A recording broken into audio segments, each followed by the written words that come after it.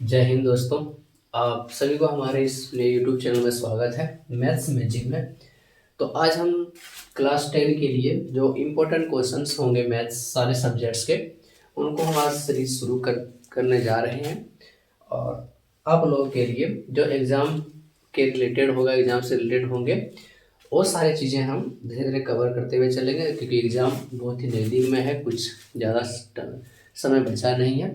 तो वैसे सारे विद्यार्थी जो अच्छे से क्लास नहीं ले पाए हैं या फिर जिनको तकलीफ़ें हुई है वो सारी, तो इन क्लासों के द्वारा वो चीज़ें कवर कर सकते हैं जल्दी से, ताकि एग्ज़ाम में जो भी कुछ कम नंबर आए वो नंबर आपका बढ़ सकता है। ठीक है, तो हमारे इस चैनल से जुड़िए और देखिए कि हम इस चैनल के माध्यम से आप सभी के लिए क्या करते हैं। और हमारा चैनल है, इसका नाम है मैथ्स मैजिक। ठीक है, यहाँ पे आपको 6 क्लास से लेकर के 10 क्लास तक सभी सब्जेक्ट्स के वीडियो मिलेंगे और बेसिक से लेकर के एडवांस तक मिलेगा, ताकि कमज़ोर से कमज़ोर बच्चे भी उस चीज़ को आराम से पढ़ पाएंगे। उसके बाद आप लोग के लिए वीकली टेस्ट जो है ऑनलाइन किया जाएगा, ताकि उसमें आप जितने सारे ऑब्जेक्टिव्स का जो टेस्ट होगा उनको आप दे सकते हैं। ठीक है, उसके बाद जो सब्जेक्टिव का जो पेपर होगा उनका मैं पीडीएफ लोड कर दूंगा टेलीग्राम चैनल पे, और मेरा टेलीग्राम चैनल भी है। ठीक है, तो हो सकता है कि आप टेलीग्राम चैनल से मेरा जुड़ जाएंगे, और उस चैनल का भी नाम है मैथ्स मैजिक, मैं लिंक दे दूंगा और उसमें सारे पीडीएफ्स जो है आपके लिए प्रोवाइड करा दूंगा। ठीक है, तो हेलो दोस्तों, मेरा नाम मोहित कुमार है और मैं एक इंस्टीट्यूट चलाता हूँ, और जिस इंस्टीट्यूट का नाम है उड़ान एकेडमी शिक्षण संस्थान है। ठीक है, और मैंने अपना क्वालिफिकेशन जो है बीएससी प्लस बीएड प्लस में सीटेट करके रखा हूँ, और झारखंड का निवासी हूँ। ठीक है, तो चलिए इस चैनल के माध्यम से आप सभी को कुछ उपहार देना चाहते हैं, तो देखते हैं कि क्या क्या करते हैं। पहला सवाल हम लोग शुरू करेंगे आज क्लास 10 का, वास्तविक संख्या शुरू करेंगे। तो वास्तविक संख्या किसको कहते हैं? ठीक है, चलिए, तो आज का क्लास हम लोग का है वास्तविक संख्या। ठीक है दोस्तों, इसका इंग्लिश में हम लोग क्या बोलते हैं? Real number.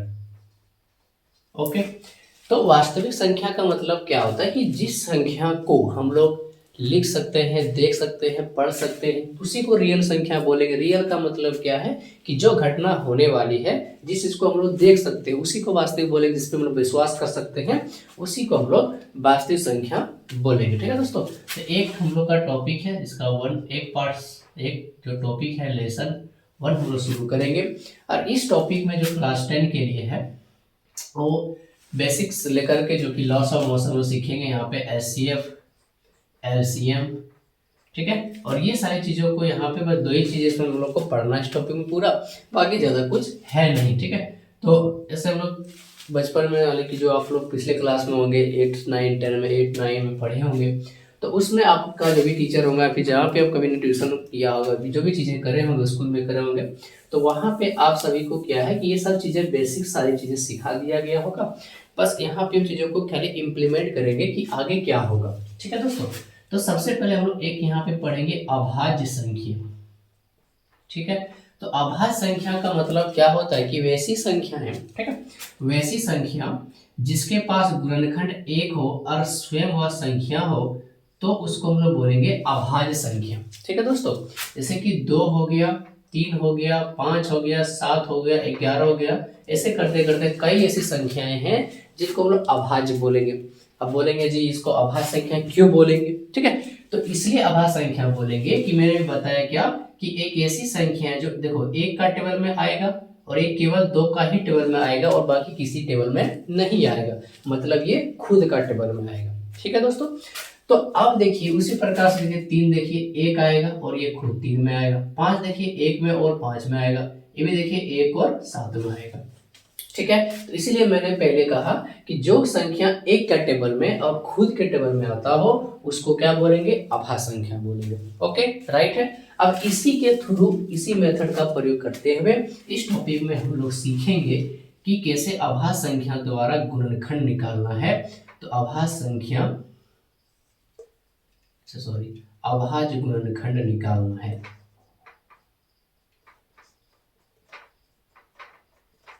ठीक है। तो ये अभाज्य गुणनखंड का मतलब ही हो गया कि जब लॉस निकालेंगे तो उस लॉस या फिर एचसीएफ एलसीएम निकालेंगे तो उसको इस फॉर्मेट में हम लोग को लिखना पड़ेगा। ठीक है दोस्तों, जैसे कि मान लो सवाल एक दिया है आपके बुक में कि 144 का अभाज्य गुणनखंड के द्वारा इसका सॉल्यूशन देना है। ठीक है, तो सबसे पहले बेसिक चीज क्या है कि हम इस संख्या को भाग लगाएंगे। ठीक है, तो हमेशा क्या करेंगे, जो अभाज्य संख्या सबसे छोटी संख्या होती है उससे हम लोग को शुरू करना है। क्यों करना शुरू, क्योंकि हमें अभाज्य गुणनखंड का रूप में चाहिए। ऐसे बोले किसी ने काम करते इसको 20 का टेबल से भी काट दे, 7 घर में कट जाएगा, और ये 7 केवल एक घर में कट जाएगा, ये भी हो सकता था। लेकिन हमें इस फॉर्मेट में चीजों को नहीं लिखना है, क्योंकि हमें बताया गया है कि अभाज्य संख्या के रूप में लिखिए। ठीक है, तो हम क्या करेंगे 140।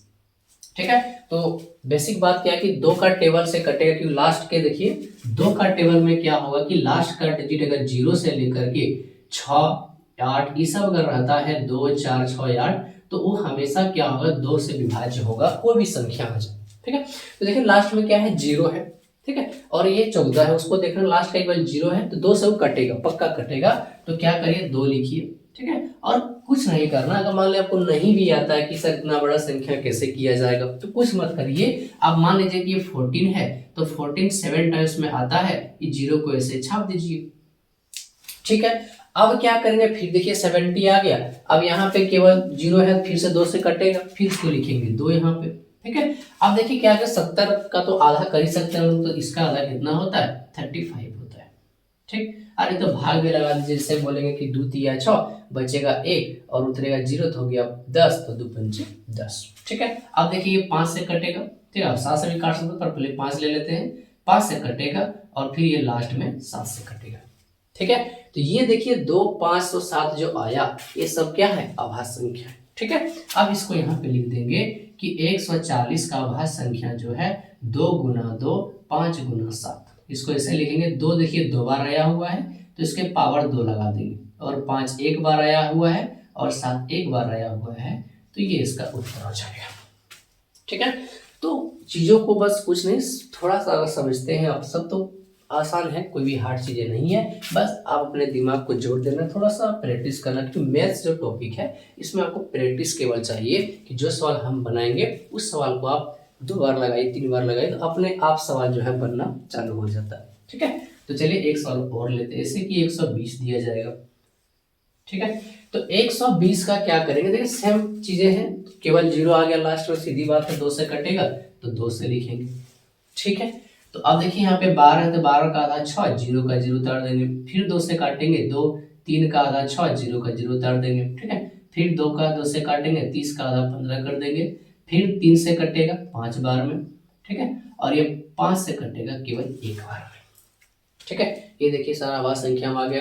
आप कह सकते कि सर इसको 4 से भी काट सकते थे, इसको 5 से भी काट सकते थे। ठीक है, कोई दिक्कत नहीं, काट सकते थे, लेकिन हमको जिस फॉर्मूले में चाहिए उस फॉर्मूले बनाना पड़ेगा। ठीक है, अब यहाँ पे लिख दीजिए 120 बराबर 2 3 बार है तो 3 बार लिखेंगे, 3 एक बार है और 5 एक बार है।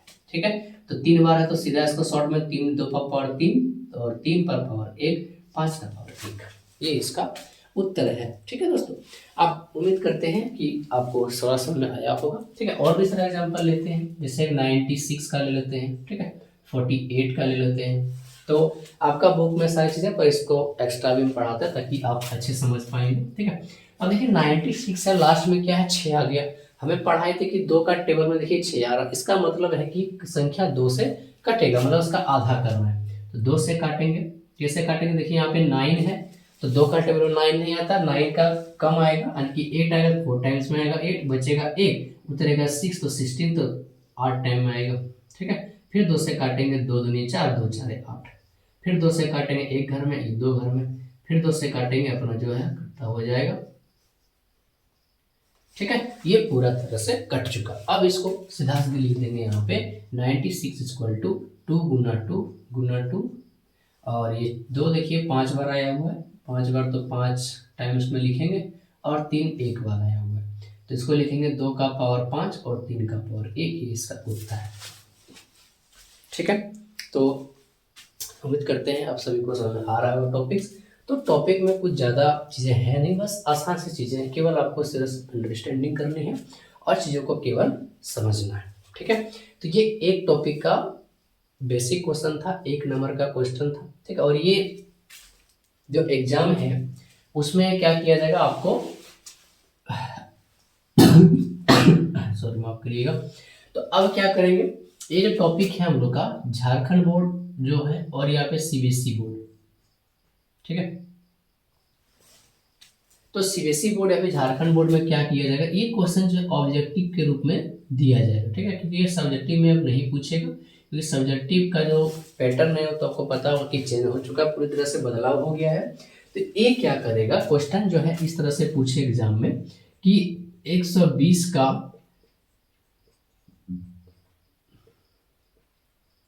अभाज्य गुणनखंड रूप कौन सा है, ठीक है। तो यहाँ पे अभाज्य गुणनखंड का रूप पूछेगा, यानी कि इस तरह से आपको बनाने के लिए नहीं देगा, जबकि क्या करेगा यहाँ पे ऑप्शन दे देगा कि बताइए कि यहाँ पे 4 ऑप्शन देगा, चारों ऑप्शन में से आपको एक ऑप्शन को सिलेक्ट करना है। यहाँ पे लिख देगा 2 गुना 4, 5 गुना 3, ठीक। ऑप्शन बी दे देगा 2 गुना 2 गुना 2, 3 गुना 3 गुना 5।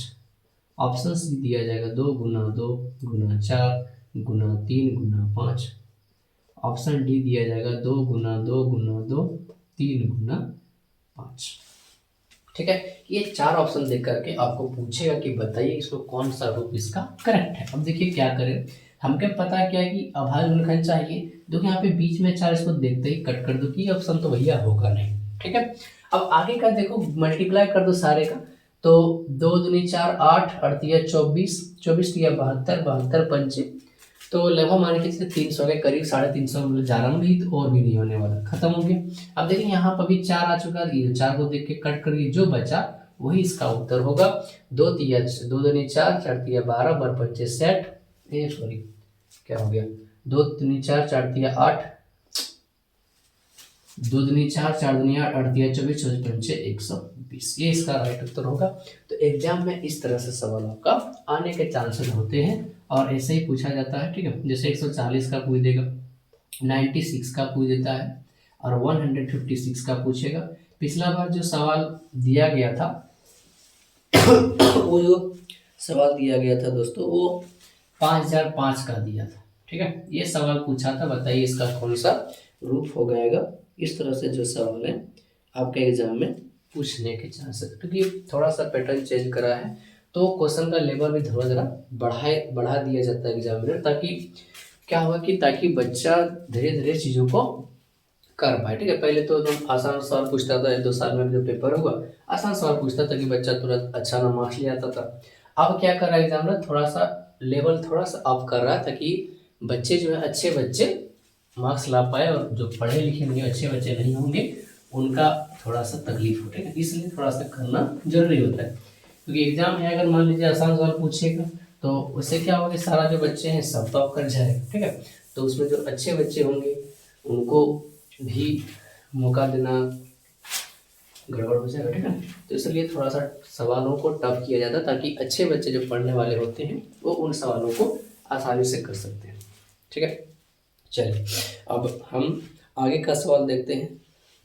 जो सवाल एग्जाम का पूछा जाएगा बस उसी सवालों को हम लोग करेंगे, और अदर चीज़ों को उतना नहीं करना, क्योंकि टाइम नहीं है, पूरा मैथ कंप्लीट एक एक सवाल बनाएंगे तो टाइम ज़्यादा लग जाएगा, ठीक है। तो आप बेसिक चीज़ें देखो, जो चीज़ इंपॉर्टेंट है बस उस सब चीज़ों को हम कवर करते हुए चलेंगे, बाकी और ज़्यादा कुछ नहीं करेंगे।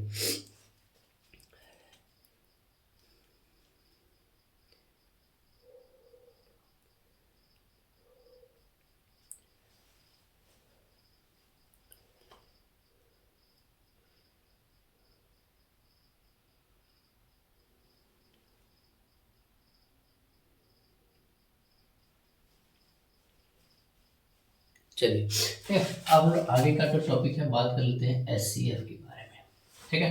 तो एचसीएफ का मतलब क्या होता है, हाईएस्ट कॉमन फैक्टर, मतलब ऐसी बड़ी से बड़ी संख्या, ठीक है, जो किसी संख्या को काट दे, मतलब विभाजित कर दे, भाग लगा दे, उसको उसका एचसीएफ कहते हैं, ठीक है।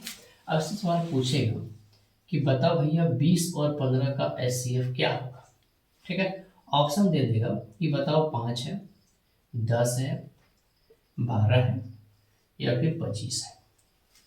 ठीक है, तो हमें क्या करना है, इन दोनों का एक ऐसा नंबर सेलेक्ट करना जो बड़ा से बड़ा हो, सब छोटा नहीं बोलना है, बड़ा से बड़ा नंबर लेना है जो इन दोनों को काट दे। ठीक है, एक देखिए यहाँ पे हम लोग का सबसे बड़ा नंबर 25 है। क्या 25 दोनों से कटेगा? 25 में तो 20 नहीं आएगा और ना ही 15 आना है, जिसका मतलब ये तो ऐसे भी नहीं होने वाला, बड़ा संख्या का चला गया। अब 12 देखिए, 12 का तो कोई लेना देना दोनों से है नहीं। ठीक है, अब देखिए 10 का टेबल, तो 10 का टेबल में 20 आएगा पर 10 का टेबल में 15 नहीं आएगा, इसका मतलब इससे भी कोई लेना देना इसका नहीं है। अब बचा है 5, तो 5 क्या है कि दोनों से कटेगा, क्योंकि 5 का टेबल में 20 आता है, 5 का टेबल में 15 भी आता है, इसलिए इसका मौसम जो हो गया 5 हो गया। ठीक है, आई बात समझ में। अब आगे देखते हैं नेक्स्ट। ठीक है, एक सवाल पूछा गया था एग्जाम में कि 6 और 8 का एचसीएफ क्या होगा। ठीक है, तो ऑप्शन दिया जाएगा 2, ऑप्शन दिया जाएगा 1, ऑप्शन दिया जाएगा 5 और ऑप्शन डी दिया जाएगा 8। ठीक है, अब देखिए कुछ नहीं करना, इसको केवल ऑप्शन के माध्यम से उड़ा देना है। अब जैसे लास्ट में देखिए बड़ा संख्या 8 है, 808 से कट गया पर 6 नहीं कट रहा, नहीं तो और नहीं होने वाला, चांसेस गया। 5 का तो कोई रिश्ता नहीं इन दोनों से है, नहीं है ना। अब 2 और 1 बच गया, आपको पता होना चाहिए दोनों बड़ा नंबर चाहिए, एक तो ऐसे भी छोटा हो गया, अब जो बचेगा वही इसका होता है कि 2 से भी कटेगा और ये भी कट जाएगा 2 से। ठीक है, तो इसको हम लोग मौसम कहते हैं, इस चीज को याद रखिएगा। एक सवाल हम लोग का है इसका ऐसी बताइए। ठीक है, तो अब देखिए सवाल देगा ऑप्शन नंबर 1 3 देगा, 7 दे देगा, 15 दे देगा, 18 देगा। ठीक है, अब देखिए 18 और 15 का तो कोई इसमें कनेक्शन है नहीं, क्योंकि दोनों का टेबल तो ऐसे भी संन्यास वाला आएगा ही। ठीक है, अब बचा 7 और 13, तो हमें पता है कि हम लोग का देखो 7 का टेबल में 26 नहीं आने वाला, ये तो ऐसे ही कंप्लीट हो गया। बचा 13, 13 में भी 26 आने वाला है और 13 में 91 आने वाला है, इसलिए इसका राइट उत्तर 26 और 91 का एचसीएफ 13 हो जाएगा। आया बात समझ में। अब देखिए आगे सवाल क्या है, अगर यदि मान लीजिए एग्जामिनर कोई सॉल्यूटिव पूछे कि 26 91 का एचसीएफ तथा एलसीएम का मान ज्ञात करिए। ठीक है, कुछ भी पूछ सकता है। ठीक है, तो अब 26 91 का एचसीएफ भी निकालना है और प्लस में इसका एलसीएम भी निकालना है, लेकिन बोलेगा भाग वर्गखंड से निकालिए। ठीक है, तो सबसे पहले हम लोग क्या करिए, इस चीज को 26 लिख लीजिए और 91 भी लिख लीजिए।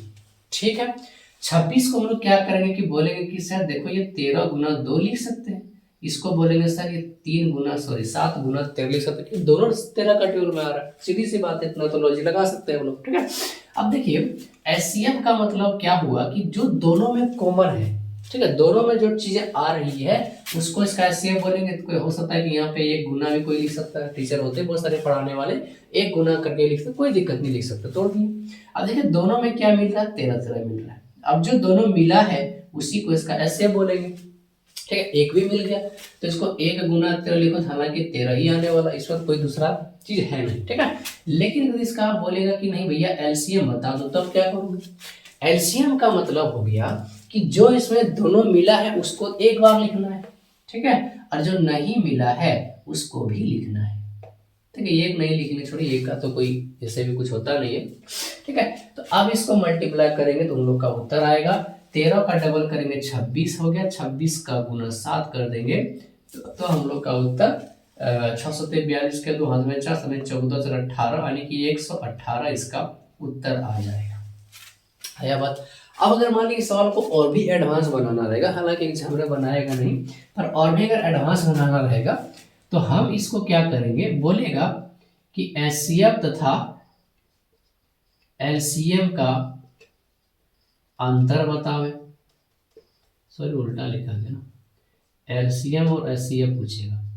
ठीक है, या फिर बोलेगा बताओ इसका भाग बताएं क्या होगा, भागफल का मान क्या होगा, थोड़ा सा टफ करेगा एग्जामिनर, तो हालांकि उम्मीद नहीं करते कि इतना सारा सवाल आए।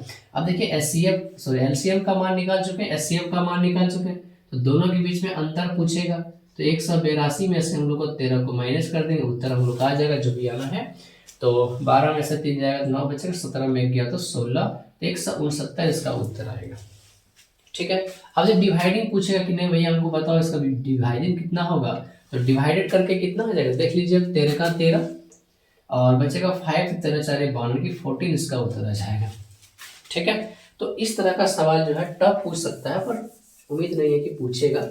ठीक है, कोई दिक्कत नहीं, एग्जामिनर पूछ सकता है, क्योंकि हो सकता है कि सवाल को टफ बनाया जाएगा, हालांकि टफ नहीं बनाएगा, आसान बनाएगा, पर हो सकता है कि बच्चे इनको पढ़े ना, तो फिर उनको दिक्कत हो जाए ऑब्जेक्टिव क्वेश्चन में। ऑब्जेक्टिव क्वेश्चन में कुछ ऐसा सवाल है, देखिए 5 से 7 क्वेश्चन जो होता है थोड़ा सा लेवल का पूछता है एग्जामिनर।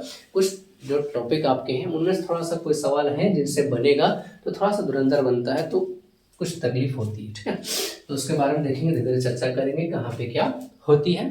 तो आज का क्लास दोस्तों इतना ही था। ठीक है, बाकी बेसिक चीज़ें हमने आपको सिखा दिया, उसके बाद फिर सारा क्वेश्चन लेके हम आएंगे और उस क्वेश्चन में देखेंगे कि और सारा कोई चीज़ इंपॉर्टेंट है, जो इंपॉर्टेंस रहेगा कि नहीं भैया एग्जाम में आएगा, चांसेस ज़्यादा रहेगा, तो उनको मैं आप सभी को प्रोवाइड करा दूंगा ताकि आप सब अच्छे से पढ़िए। ठीक है, तो आज का क्लास इतना है दोस्तों, सभी को बहुत बहुत धन्यवाद हमारे चैनल में जुड़ने के लिए। और अगर वीडियो अच्छा लग रहा हो, अगर कुछ क्वालिटी इशू है या फिर कोई चीज़ें अगर कमी लग रहा हो, उस चीज़ को आप मैसेज या फिर कमेंट में उसको लिखिए, ताकि मैं धीरे चीज़ों को इम्प्रूव करूँगा। ठीक है, क्योंकि ऐसे मेरे पास ज़्यादा कुछ सेटअप है नहीं, थोड़ा मोड़ा है जिससे मैं चला रहा हूँ काम। ठीक है, तो अगर साउंड क्वालिटी ख़राब हो रहा है, वीडियो क्वालिटी में कुछ तकलीफ आ रहा है, पढ़ाने का तरीका में कुछ इम्प्रूव करना हो, तो उस चीज़ के बारे में आप एक कमेंट लिखिएगा। ठीक है, और बाकी का सब कुछ ठीक ठाक होगा तो अच्छा अच्छे हैं, और उसके लिए लाइक शेयर जो भी है आप सब करना, वो आपका फर्ज होगा। ठीक है, हमने तो बस अपना काम कर दिया। ठीक है, तो आज के लिए इतना ही दोस्तों, सभी को धन्यवाद, जय हिंद सभी को।